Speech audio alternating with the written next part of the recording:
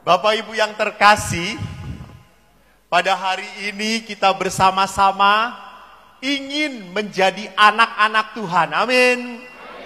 Dan saya yakin seperti tadi David mengatakan, hari ini adalah hari yang terberkati. Percaya? Barang siapa percaya sebelum melihat, Tuhan akan tunjukkan kuasa-Nya pada kita. Amin.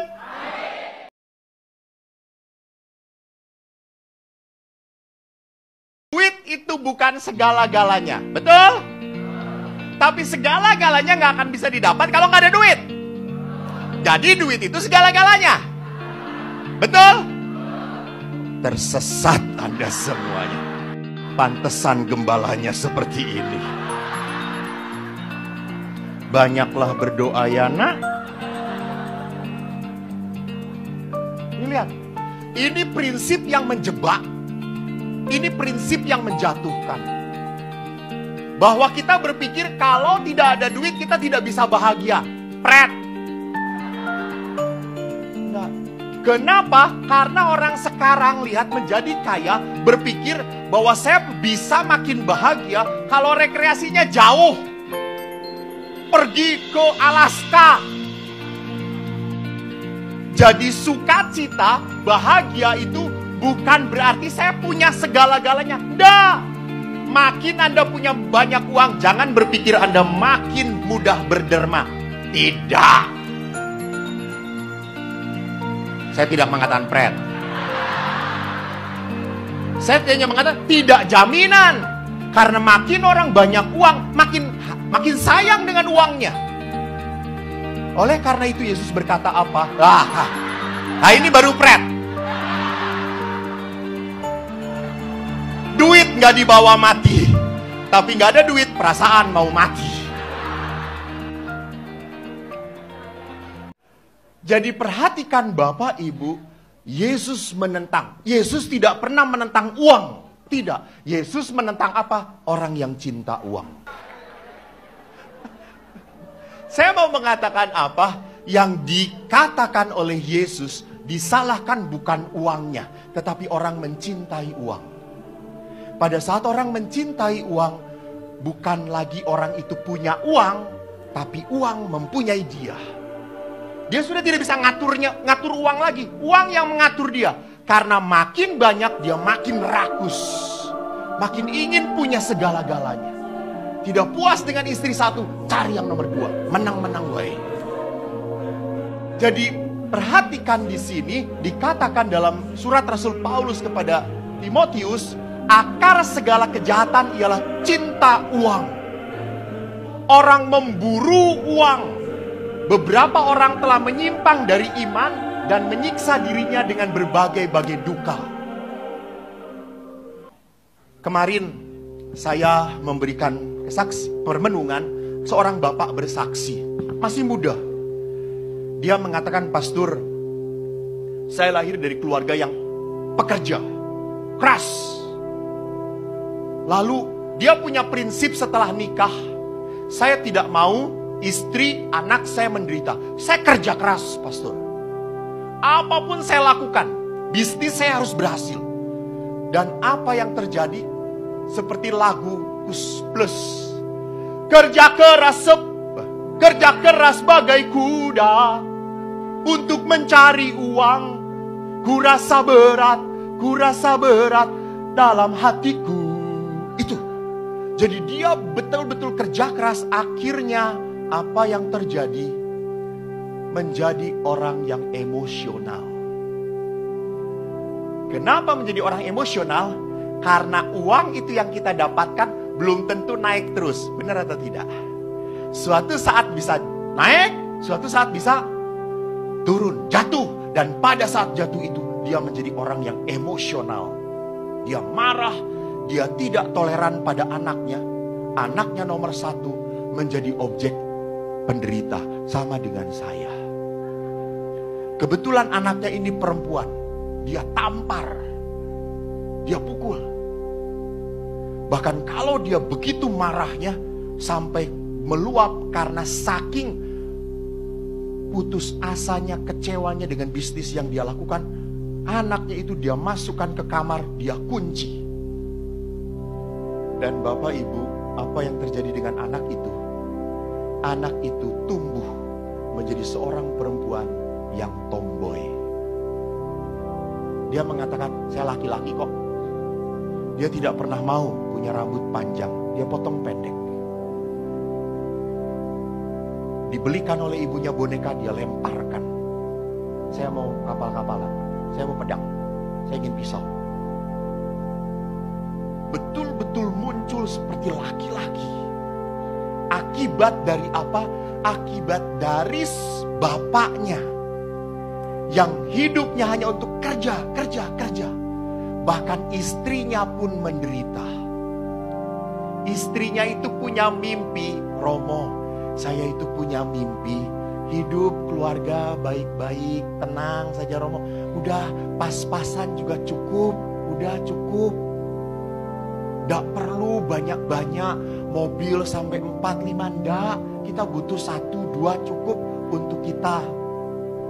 Bapaknya ini enggak, Romo, beda. Dia selalu ingin banyak. Akhirnya karena waktunya habis untuk mencari uang, waktu yang diberikan untuk istri dan anak-anaknya, nothing. No. Jadi anaknya merasa, I have no father.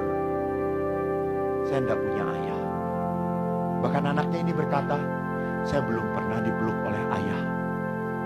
Saya belum pernah ayah main dengan saya. Saya suka menangis, pastor, kalau melihat teman-teman main dengan papa mamanya, lari-lari. Aku tidak pernah, pastor. Ini yang dikatakan Tuhan. Jadi Tuhan tidak pernah menyalahkan uang, tidak. Maka hati-hati, hati-hati. Berkat, rezeki belum tentu dari Tuhan. Setan pun bisa memberikan. Apa dalam kitab suci dikatakan bahwa manusia pada saat mencintai uang menjadi salah. Karena apa? Akhirnya orang itu harus mengorbankan.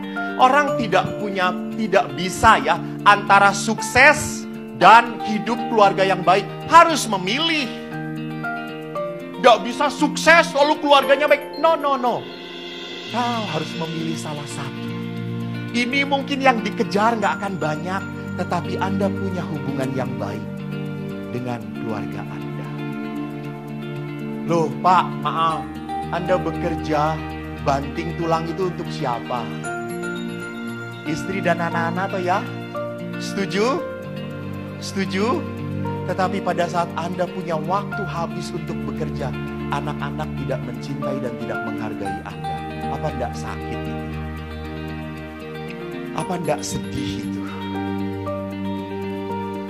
Seorang bapak menangis pada saat anaknya SMP ke mall digandeng begini jalan, lalu anaknya ngomong, Pak udah jangan gandeng-gandeng, malu, kayak film India aja. Tak lama kemudian 2 minggu berikutnya bapaknya ini ngelihat anaknya dengan pacarnya digandeng dan tenang sekali. Lalu bapaknya berkata, ya Tuhanku, aku sing ngei pangan, dia sing penak. Anda mengerti maksud saya? Mengerti? Jadi Anda diberi berkat oleh Tuhan. Kalau Tuhan memberi berkat, pasti untuk kebaikan. Tapi kalau roh jahat memberi berkat, pasti untuk menjebak dan menjerumuskan Anda. Yesus pun dikatakan waktu dicobai di gunung padang gurun, setan berkata, tunduk padaku, hormati aku. Semua kuasa di dunia ini akan kukasih kepadamu. Jadi setan itu bisa memberkati, bisa. Jadi pada saat manusia diberkati, kita harus sadar, apakah pemberian ini, pemberian dari Tuhan, membuat saya mempunyai hati yang berbelas kasih, atau makin kenceng narohnya? Hati-hati. Suatu saat saya dikunjungi oleh seorang ibu. Selalu ibu mendekati pastor untuk mohon doa toh.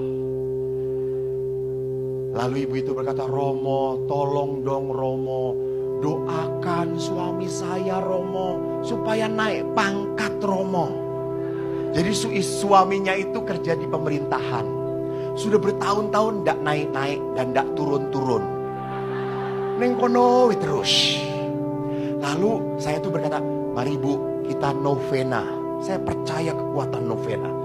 Doa Bu. Ya Romo, tolong doakan ya Romo. Bapaknya itu kerja bertahun-tahun, mobilnya tetap kijang Romo.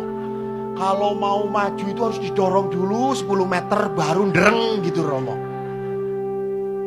Lalu akhirnya saya doakan, ibu itu pun novena Bu.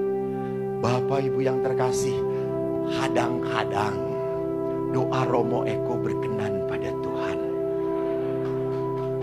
Jangan tepuk tangan kadang-kadang. Itu tepuk tangannya penghinaan itu namanya. 1 tahun kemudian, ibu itu sudah naik Innova baru.